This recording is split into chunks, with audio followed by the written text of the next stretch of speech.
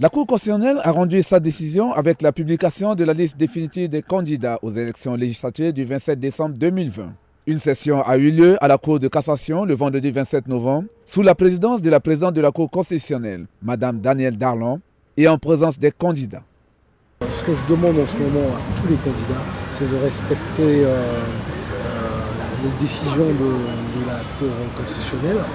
Pour l'instant, on n'a pas encore lancé la campagne ni la pré-campagne, mais on voit donc il y a des grands, ceux qui se disent des grands ou ceux qui se disent qui ont un nom, qui sont en train de battre en ce moment la pré-campagne. Je leur demanderai vraiment sincèrement de respecter les décisions de la Cour constitutionnelle. La Cour constitutionnelle a procédé à des invalidations. Les critères d'invalidation des candidats sont basés sur la constitution du dossier, l'application du code électoral, les membres de groupes armés ou d'autodéfense.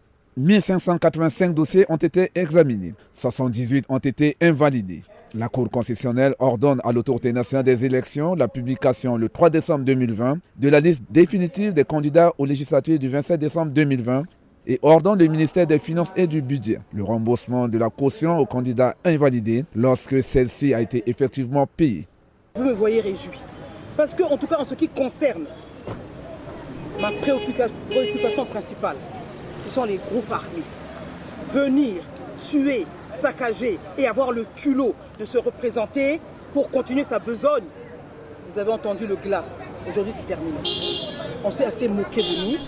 Et vraiment, je ne peux qu'être contente que la Constitution, en son article 28, qui proscrit que les usurpateurs de la souveraineté par violence, par force, par assassinat, puissent occuper des postes de responsabilité.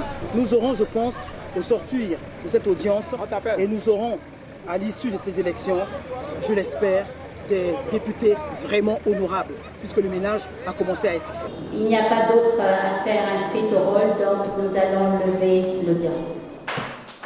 La Cour constitutionnelle doit à présent procéder à l'audience publique sur les candidatures à la présidentielle du 27 décembre 2020.